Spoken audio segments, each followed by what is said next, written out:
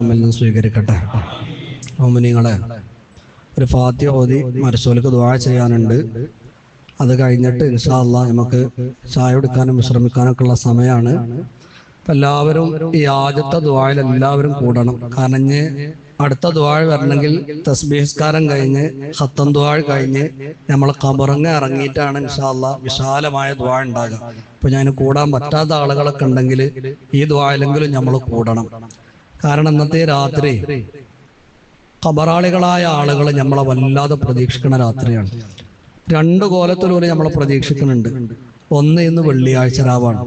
അതെല്ലാ വെള്ളിയാഴ്ച രാവിലും ഖബറാളികൾ നമ്മളെ പ്രതീക്ഷിക്കുന്ന സമയമാണ്. അതുകൊണ്ടാണ് നമ്മൾ ഈ വെള്ളിയാഴ്ച സിയാറത്ത് ചെയ്യണത്. വെള്ളിയാഴ്ച രാവും പകലും അങ്ങനെ തന്നെയാണ്.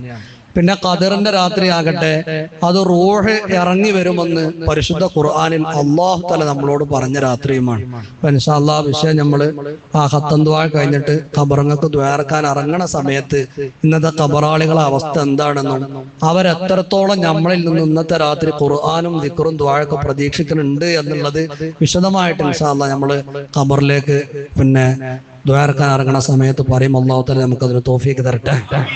മോമിനീങ്ങളെ, പരിശുദ്ധ റമദാനിലെ അവസാന 10 ഒറ്റയിട്ട 5 രാവുകളിലും ലൈലത്തുൽ ഖദറിന് സാധ്യതയുണ്ടെങ്കിലും വലിയ വലിയ മഹാന്മാരായ സ്വഹാബികളൊക്കെയും 27 രാവിലെ ലൈലത്തുൽ ഖദർ ഉണ്ടാകൂ എന്ന് ഉറപ്പിച്ചു പറഞ്ഞ ആളുകളാണ്. ബഹുമാനപ്പെട്ട സയ്യിദുന ഇബ്നു ഉമർ റളിയല്ലാഹു അൻഹും സയ്യിദുന ഇബ്നു അബ്ബാസ് റളിയല്ലാഹു അൻഹും അടക്കമുള്ള പ്രഗൽഭരായ സ്വഹാബികളൊക്കെ ആ പക്ഷക്കാരാണ്. അങ്ങനെയാണെങ്കിൽ ഈ വർഷത്തെ ലൈലത്തുൽ ഖദറിന് ഏറ്റവും സാധ്യതയുള്ള ദിവസം ഇന്ന് തന്നെയാണ്. അത് സ്വഹാബത്തിന്റെ കാലം മുതൽ ഈ 1400 കൊല്ലം മുതൽ ഇങ്ങോട്ട് ഈ 27 രാവിന് വലിയ മഹത്വം കൊടുത്തിട്ടുണ്ട്. അതുകൊണ്ടാണ് 27 രാവ് വന്നാൽ ലോകം മുഴുവനും മുസ്ലിമീങ്ങൾ മുഴുവനും ആ രാത്രിയെ സജീവമാക്കുന്നത്. കാരണം മഹാനായ ത്വാഹ റസൂലുള്ളാഹി സ്വല്ലല്ലാഹു അലൈഹി വസല്ലമ തങ്ങൾ പഠിപ്പിച്ചു കൊടുത്ത തെളിവുകളിൽ നിന്നൊക്കെ മനസ്സിലാകുന്നത് 27 രാവിനാണ് സാധ്യത കൂടുതൽ എന്നാണ്. ഒരുക്കങ്ങൾ നോക്കും, മദീന പള്ളിയിലേക്ക് ഒരു വൃദ്ധനായ സ്വഹാബി വന്നു. എന്നിട്ട് അയാൾ അങ്ങോട്ട് കരഞ്ഞു. അയാൾ പറഞ്ഞു, നബിയെ, ഞാൻ വലിയ വൃദ്ധനാണ്, നല്ലോണം പ്രായമായിക്കണം, എനിക്ക് ആരോഗ്യമൊന്നുമില്ല നബിയെ. അപ്പൊ റമദാനിലെ ഈ അവസാന 10 ഒറ്റയിട്ട രാവുകളൊക്കെ എല്ലാവരും ഇബാദത്ത് കൊണ്ട് സജീവമാക്കുന്നുണ്ട്. എനിക്കാണെങ്കിൽ ഉറക്കം വയ്ക്കാനും വയ്ക്കൂല നബിയെ. അപ്പൊ എനിക്ക് ഈ ലൈലത്തുൽ ഖദർ ഒന്ന് കിട്ടാൻ വേണ്ടി കണ്ട് ഞാൻ എന്താ ചെയ്യാ? ഏതെങ്കിലും ഒരു രാത്രിയൊക്കെ വേണമെങ്കിൽ കുറച്ച് സമയം ഒന്ന് ഉറക്കം വെച്ച് ഹയാത്താക്കാനൊക്കെ എന്നെ കൊണ്ട് കഴിയുമെന്നല്ലാതെ ഈ അവസാന 10 എല്ലാ രാത്രികളൊന്നും സജീവമാക്കാൻ എനിക്ക് കഴിയൂലട്ടോ എന്ന് പറഞ്ഞു. അല്ലാഹുവിന്റെ റസൂൽ മുഹമ്മദ് മുസ്തഫ സ്വല്ലല്ലാഹു അലൈഹി വസല്ലമ തങ്ങൾ ആ മനുഷ്യനോട് പറഞ്ഞ മറുപടി, അങ്ങനെയാണെങ്കിൽ നിങ്ങൾ 27 രാവിനെ കൂടുതൽ സജീവമാക്കിക്കോളേ എന്നാണ് പറഞ്ഞത്. അങ്ങനെ പല അനുഭവങ്ങളും നബി തങ്ങൾ 27 രാവിലെ ചന്ദ്രന്റെ അടയാളം, അന്ന് ചന്ദ്രൻ ഉണ്ടാകുന്ന പ്രത്യേകമായ രൂപഭാവം സ്വഹാബത്തിന് പറഞ്ഞു കൊടുത്തിരുന്നു. അത് കണ്ട പല സ്വഹാബത്തും പറഞ്ഞത്, നബി തങ്ങൾ പറഞ്ഞ ആ അടയാളം ഞങ്ങൾ കണ്ടത് 27 രാവിലാണ് എന്നാ. അതുകൊണ്ടാണ് 27 രാവിനെ എല്ലാവരും സജീവമാക്കുന്നത്. മോമിനീങ്ങളെ, ചെറുപ്പക്കാരെ, കുട്ടികളെ, ഇന്ന് ആ രാത്രിയാണ്. ഒരല്പ സമയം നമ്മളെ കൽബൊന്ന് തുറന്ന് പടച്ച റബ്ബേ നീ സ്വീകരിക്കണം എന്ന നിയ്യത്തില് ഇന്നത്തെ ഈ നിസ്കാരവും തറാവിയും പള്ളിയും ഇഴ്തികാഫൊക്കെ നമ്മൾ ചെലവഴിച്ചാൽ, അഥവാ നമ്മുടെ ഈ ഇബാദത്തിനോടെങ്ങാനും ലൈലത്തുൽ ഖദർ ഒത്തുവന്നാൽ നമുക്ക് കിട്ടുന്ന നേട്ടം എന്താണെന്നറിയങ്ങൾ? നീണ്ട 83 വർഷം ഒരു സെക്കൻഡ് ഇടതടവില്ലാതെ ഇബാദത്ത് മാത്രം ചെയ്ത ഒരു മനുഷ്യൻ, ആ മനുഷ്യൻ എന്താണ് അള്ളാന്റെ അടുക്കൽ പ്രതിഫലം ഉണ്ടാകുക? അത്രയും പ്രതിഫലം ഈ ഒരൊറ്റ രാവിലെ കുറഞ്ഞ സമയത്ത് ഇബാദത്തുകൊണ്ട് നമുക്ക് കിട്ടും. അള്ളാഹു തആല നമുക്ക് അതിന് തൗഫീഖ് തരട്ടെ. അള്ളാഹു നമുക്ക് അതിന് തൗഫീഖ് തരട്ടെ. അള്ളാഹു ഈ മജ്ലിസിലിരിക്കുന്ന ഞങ്ങൾക്കും ഞങ്ങളുടെ വീട്ടുകാർക്കും ഞങ്ങളുമായി ബന്ധപ്പെട്ട എല്ലാവർക്കും ഞങ്ങൾ ഈ മജ്ലിസ് കേൾക്കുന്നവർക്കൊക്കെയും ഈ വർഷത്തെ ലൈലത്തുൽ ഖദർ നീ ഞങ്ങളെ സന്തോഷിപ്പിക്കണേ അല്ലാഹ്. ഞങ്ങളെ ഈ പള്ളിയും ഇവിടെ നടത്തപ്പെടുന്ന ഇബാദത്തും അതിന് നീ കാരണമാക്കി തരണേ അല്ലാഹ്. നമ്മളന്ന് 27ാമത്തെ തറാവീഹ് നിസ്കരിച്ചു. ഒരു ഹദീസ് പറഞ്ഞിട്ട് നമുക്ക് ഫാത്തിഹ ഓതി ദുആർക്കാം. നമ്മളൊന്നും തറാവീഹിന്റെ ശേഷം തറാവീഹ് നിസ്കരിച്ചു കഴിഞ്ഞാൽ നമ്മളെ പള്ളിക്കുള്ള ആൾക്കാർക്ക് അന്ന് നിസ്കരിച്ച തറാവീഹിന്റെ മഹത്വം അറിയിക്കണ ഒരു ഹദീസ് ഒന്ന് ഓതി കൊടുക്കലുണ്ട്. അപ്പൊ അത് നന്നായിട്ട് അത് മുടങ്ങണ്ട. ഏതാണെങ്കിലും 27 രാവിലെ ഇന്ന് നമ്മൾ നിസ്കരിച്ച തറാവീഹ് നിസ്കാരം വലിയ മഹത്വമുള്ള നിസ്കാരമാണ്. മഹ്ശറയെ കുറിച്ച് കുറേ ദിവസങ്ങൾ മഹ്ശറിന്റെ പല ഘട്ടങ്ങളും തറാവീഹിന്റെ ശേഷം തന്നെ നമ്മൾ സംസാരിച്ചതാണ്. മഹ്ശറിലെ വളരെ ഭീതിപ്പെടുത്തുന്ന രംഗങ്ങളിലെ ഒരു രംഗം എന്ന് പറയുന്നത് സിറാത്തുൽ മുസ്തഖീം എന്ന പാലം കടക്കുക എന്നുള്ളതാണ്. കാരണങ്ങൾ നോക്കുകയാണെങ്കിൽ ആ പാലം കടന്നാൽ മനുഷ്യൻ സ്വർഗത്തിലാണ്, അല്ലേ മനുഷ്യൻ നരകത്തിലാണ്. അല്ലാഹു ആ പാലം കടക്കാൻ നമുക്ക് ഭാഗ്യം തരട്ടെ. എത്ര സ്ഥലങ്ങളിൽ ആ പാലത്തെ കുറിച്ച് പറഞ്ഞിട്ടുണ്ടെന്ന് നിങ്ങള്. ആ പാലം വിട്ട് കടക്കാൻ നിങ്ങൾ ആകണതൊക്കെ ചെയ്തോളിന്ന് എത്ര സ്ഥലത്താണ് മുത്തനബി തങ്ങൾ നമ്മളോട് ഉണർത്തിയത് എന്നറിയും. ഒരിക്കൽ നബി തങ്ങൾ സ്വഹാബത്തിനോട് ചോദിച്ചു, സ്വഹാബ ഈ സിറാത്ത് പാലം എന്ന് പറഞ്ഞാൽ എന്താ നിങ്ങൾക്ക് മനസ്സിലാക്കണോ എന്ന് ചോദിച്ചു. സ്വഹാബത്ത് പറഞ്ഞു, നബി ഞങ്ങൾക്ക് അറിയില്ലല്ലോ.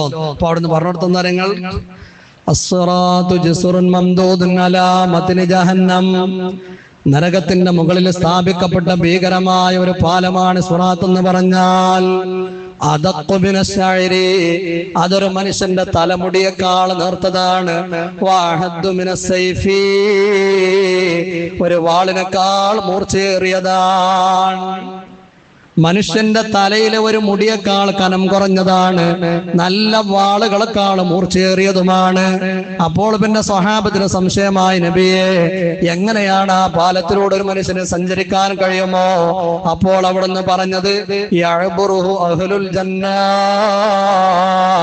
ആ പാലത്തിലേക്ക് കാലെടുത്ത് വെക്കുന്ന മനുഷ്യന് സ്വർഗക്കാരനാണോ അവൻ ആ പാലത്തെ മറികടക്കുക തന്നെ ചെയ്യുന്നതാണ്. വതസില്ലു ഫീഹി അഖ്ദാമു അഹ്ലിൻ, അതല്ല പാലത്തിലേക്ക് കാലെടുത്ത് വെച്ച മനുഷ്യൻ നരകക്കാരനാണോ അവൻ അതിൽ നിന്ന് വഴുതി താഴെ വീഴുമെന്ന് മുഹമ്മദ് മുസ്തഫ.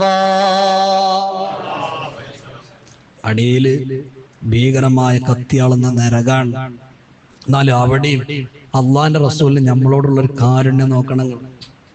അല്ലാത്ത കാരുണ്യം തന്നെയാണ് മുത്ത ഹബീബിന്. അവിടുന്ന് പറഞ്ഞു, ഫാകൂനു അവ്വലമൻ യുജീസുഹു, ആ പാലം വിട്ട് കിടക്കുന്ന ആദ്യത്തെ ആള് ഞാനായിരിക്കും. പാലം വിട്ട് കടന്നാൽ പിന്നെ അപ്പുറത്ത് സ്വർഗമാണ്. പക്ഷേ പാലം കടന്നല്ലോ എന്ന് കരുതി എനിക്ക് തുറക്കപ്പെട്ട വാതിലിലൂടെ ഞാൻ സ്വർഗത്തിൽ പ്രവേശിക്കുകയില്ല. ഞാൻ ആ പാലത്തിന്റെ ഒരു ഭാഗത്തിരിക്കുകയാണ്. വദുആഉർ റസൂലി യൗമൈദിൻ അല്ലാഹുമ്മ സല്ലിം സല്ലിം, അല്ലാഹുമ്മ സല്ലിം സല്ലിം. ഞാൻ ആ പാലം കടന്ന് സ്വർഗത്തിലെത്താതെ ആ പാലത്തിന്റെ ഒരു തലയിൽ എന്റെ ഉമ്മത്തായ നിങ്ങളെ കാത്തിരിക്കുകയാണ്. ആ പാലത്തിന്റെ ഒരു ഭാഗത്തിരുന്ന് ഞാൻ ദുആ ചെയ്യുകയാണ്, അല്ലാഹുമ്മ സല്ലിം സല്ലിം. റബ്ബേ, എന്റെ ഉമ്മത്ത് കടന്നു വരുന്നുണ്ട്, എന്റെ ഉമ്മത്തിനെ രക്ഷപ്പെടുത്തണേ അല്ലാ, എന്റെ ഉമ്മത്തിനെ രക്ഷപ്പെടുത്തണേ അല്ലാ. എന്റെ സമുദായത്തിലെ അവസാനത്തെ ആളും പാലം കടന്നു എന്ന് ഉറപ്പാകാതെ എന്റെ ദുആ ഞാൻ അവസാനിപ്പിക്കുകയില്ലെന്ന് മുഹമ്മദ് മുസ്തഫ. എന്തിനാണ് അതിന്റെ വല്ല ആവശ്യമുണ്ടോ? നബി തങ്ങൾക്ക് ആ പാലം കടന്നുകൊണ്ട് സ്വർഗത്തേക്ക് പോയാ പോരെ? പക്ഷെ ഉമ്മത്തായ നമ്മളോടുള്ള സ്നേഹമാണ്. എന്നിട്ട് അവിടുന്ന് പറഞ്ഞു, സ്വഹാബാ വബിഹി കലാലീബു മിസ്ല ശൗഖി സഅദാൻ, മരുഭൂമികളിൽ കാണുന്ന കള്ളിമുൾ ചെടിയില്ലേ, ആ ചെടിയുടെ മുള്ളു പോലെ വലിയ വലിയ കൊളുത്തുകൾ ഇതിലുണ്ട് കേട്ടോ. ഈ മരുഭൂമിയിൽ ഉണ്ടാകണ ആ മുള്ളു ചെടികൾ കണ്ടിട്ടില്ലേ? അതിന്റെ മുള്ളിന്റെ ആകൃതി നിങ്ങൾ കണ്ടിട്ടില്ലേ ചോദിച്ചു. സ്വഹാബത്ത് പറഞ്ഞു, നബിയെ ഞങ്ങൾ കണ്ടിട്ടുണ്ടായിരുന്നു. അപ്പോൾ അവിടുന്ന് പറഞ്ഞു, ആ ഇരുമ്പിന്റെ കുളത്തിന്റെ ആകൃതി ഈ മുള്ളു പോലെയാണ്, പക്ഷേ അതിന്റെ വലിപ്പം അല്ലാഹുവിനല്ലാതെ അറിയൂല. ഓരോ മനുഷ്യന്റെ അമലിന്റെ തോതനുസരിച്ചാണ് മനുഷ്യൻ ആ പാലം കടക്കലും അവിടെ പരാജയപ്പെടുന്നു. നാം ഭയങ്കര അത്ഭുതങ്ങൾ കേൾക്കണം. ഏറ്റവും ആ പാലം കടക്കുന്ന ആളുകള് പല സിസ്റ്റത്തിലാണ്. ഒന്നാം നമ്പർ സ്ഥാനക്കാരാരാധനങ്ങൾ.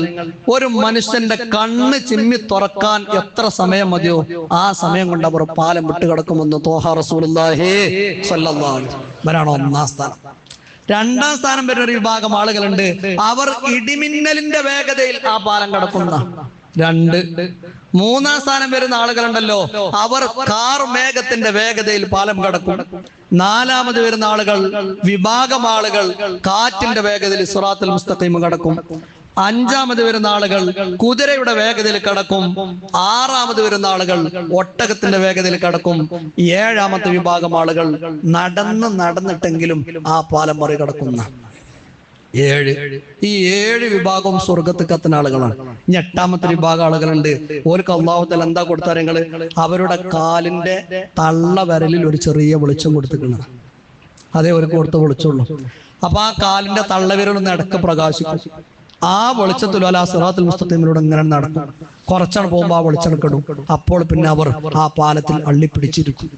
ശരീരത്തിൽ മുറിവും പരിക്കും ഒക്കെ പറ്റുന്നുണ്ട്. പക്ഷെ അപ്പോഴേക്കും അല്ലാഹു തആല പിന്നെയും വെളിച്ചം കൊടുക്കും. അപ്പോൾ പിന്നെ അവർ എണീറ്റ് പിന്നെയും നടക്കും. അങ്ങനെ ഈ കാലിന്റെ വെളിച്ചം അണഞ്ഞും കത്തിയും ആ വെളിച്ചത്തിൽ അവർ നടന്നും വെളിച്ചം അടരുമ്പോൾ അവിടെ ഇരുന്നും പറ്റി പിടിച്ചുമൊക്കെ ശരീരത്തിൽ പരിക്ക് പറ്റിയിട്ടെങ്കിലും ഒരു വിഭാഗം ആളുകൾ അവരും പാലം കടക്കുമെന്ന് ത്വാഹ റസൂലുള്ളാഹി. ഇതാണ് എട്ടാമത്തെ വിഭാഗം. ഇനി അതിന്റെ ശേഷം വരുന്ന ഓരൊറ്റ വിഭാഗം ആളുകൾക്കും സിറാത്ത് എന്ന പാലം കടക്കാൻ കഴിയില്ല. അല്ലാഹുവേ, സാധുക്കളായ ഞങ്ങൾക്ക് അതിന് ഭാഗ്യം തരണേ അല്ലാ. പരിശുദ്ധ റമളാനിലെ 27ാമത്തെ രാവിൽ നമ്മൾ തറാവീഹ് നിസ്കരിച്ചില്ലേ?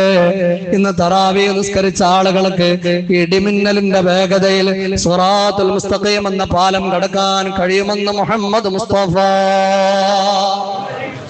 അല്ലാഹു നമ്മളെ നിസ്കാരം അതിന് കാരണമാക്കി തരട്ടെ.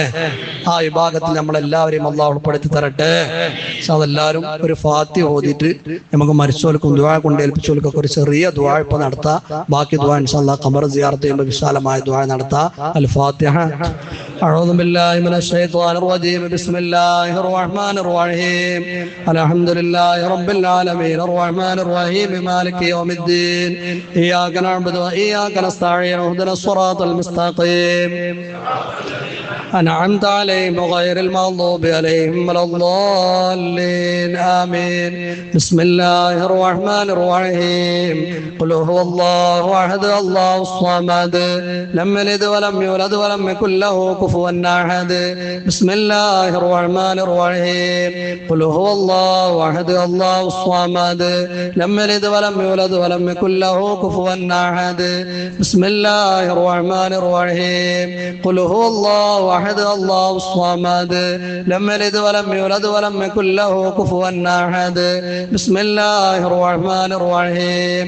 قل أعوذ برب الفلق من شر ما خلق ومن شر غاسق إذا وقب ومن شر النفاثات في العقد ومن شر حاسد إذا حسد. بسم الله الرحمن الرحيم. قل أعوذ برب الناس ملك الناس إله الناس من شر الوسواس الخناس الذي يوسوس في صدور الناس من الجنة والناس. പ്രത്യേകം ദുആ ചെയ്യാൻ പറഞ്ഞ ആളുകളെ ലിസ്റ്റ് ഒന്ന് വായിക്കാണ്.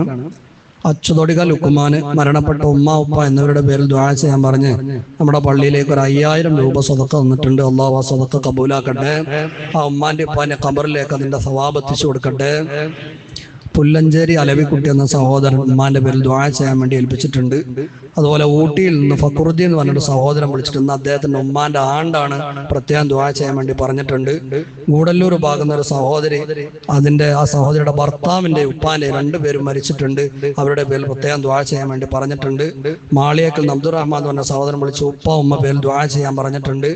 മരണപ്പെട്ട സഹോദരിയുടെ പേരിലും കുടുംബങ്ങളുടെ പേരിലും പ്രത്യേകം ദുആ ചെയ്യാൻ വേണ്ടി നമ്മുടെ നാട്ടിലുള്ള ഒരു സഹോദരൻ ഏൽപ്പിച്ചിട്ടുണ്ട്. കാഞ്ഞിരപ്പള്ളി ബാപ്പുട്ടി എന്നൊരു സഹോദരൻ ഉപ്പാന്റെ പേരിൽ ദുആ ചെയ്യാൻ വേണ്ടി ഏൽപ്പിച്ചിട്ടുണ്ട്. ഇവരൊക്കെ മരിച്ചവർക്ക് വേണ്ടി ദുആ ചെയ്യാൻ പറഞ്ഞവരാണ്. നമ്മളെ കൂട്ടത്തു നിന്നൊക്കെ പലരും മരിച്ചിട്ടുണ്ട്. ഇൻഷാ അല്ലാഹ് എല്ലാവർക്കും വേണ്ടി ദുആർക്കും. അതുപോലെ തന്നെ അലവിക്കുട്ടി എന്ന് പറഞ്ഞൊരു സഹോദരൻ, അദ്ദേഹത്തിന്റെ ഭാര്യയ്ക്ക് ക്യാൻസർ ആണ്, പ്രത്യേകം ദുആ ചെയ്യണമെന്ന് പറഞ്ഞിട്ടുണ്ട്. ഗൂഡല്ലൂരിലുള്ള ബാബ എന്നൊരു സഹോദരൻ ഇതുപോലെ ക്യാൻസർ ചികിത്സയിലാണ്, ദുആ ചെയ്യാൻ പറഞ്ഞിട്ടുണ്ട്. മകളുടെ അസുഖം സുഖപ്പെടാൻ വേണ്ടി കാഞ്ഞിരപ്പടിയുള്ള ബാപ്പുട്ടി ദുആ ചെയ്യാൻ പറഞ്ഞിട്ടുണ്ട്. നമ്മളെ നാട്ടിൽ നിന്ന് ഒരാൾ, അദ്ദേഹത്തിന്റെ അനിയന്റെ ഭാര്യയ്ക്ക് ക്യാൻസർ ആണ്, 32 വയസ്സായ ഒരു സഹോദരിയാണ്. 9 മാസം പ്രായമായ പാല് കൊടുക്കുന്ന ഒരു ചെറിയ കുട്ടിയുണ്ട് എന്ന് പറഞ്ഞു. അപ്പൊ ആ അനിയന്റെ ഭാര്യയ്ക്ക് ക്യാൻസർ ഉണ്ട്, പ്രത്യേകം ദുആ ചെയ്യാൻ പറഞ്ഞിട്ടുണ്ട്. അതുപോലെ ചെമ്മങ്കടവിൽ നിന്ന് അബ്ദുൽ കരീം എന്ന് പറഞ്ഞ സഹോദരൻ പല രോഗങ്ങളെ കൊണ്ട് കഷ്ടപ്പെടുന്നവരാണ്, പ്രത്യേകം ദുആ ചെയ്യാൻ പറയുന്നത്. അദ്ദേഹം 3 ഖത്മുകൾ ഓതി തീർത്തിട്ടുണ്ട്. നമ്മുടെ ഈ മജ്ലിസിൽ വെച്ച് ദുആ ചെയ്യാൻ പറഞ്ഞിട്ടുണ്ട്. അതുപോലെ നമ്മളെ ബഹുമാനപ്പെട്ട എണ്ണീനാജി നമ്മുടെ എല്ലാ പരിപാടിയിലും പള്ളിയിലും എല്ലാ വക്ത് ജമാഅത്തിനും ഒക്കെ കൂടിയിരുന്ന സഹോദരനാണ്. ഇപ്പൊ സുഖമില്ലാതെ വീട്ടിൽ വിശ്രമത്തിലാണ്, ദുആ ചെയ്യാൻ പറഞ്ഞിട്ടുണ്ട്. സിഹർ ബാധിച്ചൊരു സഹോദരൻ വല്ലാത്ത പ്രയാസത്തിലാണ്, അത് ബാത്തിലാക്കാൻ വേണ്ടി ദുആ ചെയ്യാൻ പറഞ്ഞിട്ടുണ്ട്. അതുപോലെ ഖത്തറിൽ നിന്ന് മേലണ്ടത്തുള്ള ഒരു നാണികാക്ക ദുആ ചെയ്യാൻ പറഞ്ഞിട്ടുണ്ട്. മകന്റെ കല്യാണം ശരിയാകാൻ വേണ്ടി ഏമങ്ങാട് എന്നൊരു സഹോദരൻ പ്രത്യേകം വിളിച്ച് ദുആ ചെയ്യാൻ പറഞ്ഞിട്ടുണ്ട്. മരുമകനും മകളും ഉംറക്ക് പോകുന്നുണ്ട്, അവർക്ക് വേണ്ടി ദുആ ചെയ്യാൻ പറഞ്ഞിട്ടുണ്ട്. തറാവീന്റെ ശേഷമുള്ള നമ്മുടെ ക്ലാസ് ഓൺലൈനിലൂടെ കേൾക്കുകയും അത് മറ്റുള്ളവരിലേക്ക് എത്തിച്ചു കൊടുക്കുകയും ചെയ്യുന്ന ഒരുപാട് സഹോദരങ്ങൾ, ഇന്നൊക്കെ 100ഓളം ആളുകൾ വിളിച്ചിട്ട് സ്ഥലങ്ങൾ ഇന്നത്തെ ആ മജ്ലിസിലൊന്ന് ദുആ ചെയ്യണമെന്ന് പറഞ്ഞിട്ടുണ്ട്. അതുപോലെ ഫലസ്തീനികളായ ആളുകൾ, അവിടെ ഉള്ള ആളുകൾ അനുഭവിക്കുന്ന പ്രയാസങ്ങൾ നമുക്കറിയാം. എല്ലാവർക്കും വേണ്ടി ഇൻഷാ അല്ലാഹ് ഒരു ചെറിയ ദുആ നമ്മൾ നടത്തണം. എല്ലാവരും ഒന്ന് ഇഖ്ലാസിൽ ആമീൻ പറയും. അൽഹംദുലില്ലാഹി റബ്ബിൽ ആലമീൻ ഹംദൻ യുവാഫി നിഅമഹു വയുകാഫിഉ മസീദാ. اللهم صل وسلم وبارك على رسولك سيدنا محمد وعلى آل سيدنا ومولانا محمد. റഹ്മാനായ അല്ലാഹ്, സാധുക്കളായ ഞങ്ങളുടെ മജ്ലിസിനെ സ്വീകരിക്കണേ അല്ലാഹ്. ഞങ്ങളോദിയ ഖുർആനെ ഖബൂലാക്കണേ അല്ലാഹ്. പള്ളിയിലേക്ക് നൽകപ്പെട്ട സ്വതഖകൾ നീ സ്വീകരിക്കണേ അല്ലാഹ്. അല്ലാഹുവേ, ഞങ്ങൾ പറഞ്ഞതും കേട്ടതുമായ ഇൽമ നീ സ്വീകരിക്കണേ അല്ലാഹ്. ഒരുപാട് ആളുകൾ ഞങ്ങൾക്ക് സ്വതഖ തന്ന് പ്രത്യേകം ദുആ കൊണ്ട് വസിയ്യത്ത് ചെയ്തിട്ടുണ്ട്. എല്ലാവരുടെയും മനസ്സിലുള്ള ഖൈറായ മുറാദുകൾ ഹാസിലാക്കണേ അല്ലാഹ്. റബ്ബേ, ഈ മഹത്തായ ദുആക്ക് ആമീൻ പറയുന്നവരും ഈ ദുആ കേട്ടുകൊണ്ടിരിക്കുന്നവരും ഈ മഹത്തായ മജ്ലിസിൽ പങ്കെടുത്ത ഒരുപാട് മുഅ്മിനീങ്ങൾ റബ്ബേ, ഈ രാത്രിയുടെ ബറക്കത്ത് കൊണ്ട് ഞങ്ങൾക്ക് പുറത്തു തരണേ അല്ലാഹ്. ഈ വർഷത്തെ ലൈലത്തുൽ ഖദ്ർ കൊണ്ട് വിജയിച്ചവരിൽ ഞങ്ങൾ ഉൾപ്പെടുത്തണേ അല്ലാഹ്. റബ്ബേ, ഈ അവസാന 10 നരകമോചനം ലഭിച്ചവരിൽ ഞങ്ങളെ ഉൾപ്പെടുത്തണേ അല്ലാഹ്. ഈ പരിശുദ്ധ റമളാനിൽ നിന്റെ റഹ്മത്ത് കിട്ടിയവരിൽ ഞങ്ങളെ ഉൾപ്പെടുത്തണേ അല്ലാഹ്. റബ്ബേ, ഈ മജ്ലിസിലിരിക്കുന്ന ഞങ്ങൾ ഓരോരുത്തരുമായി ബന്ധപ്പെട്ട പലരും മരിച്ചിട്ടുണ്ട്.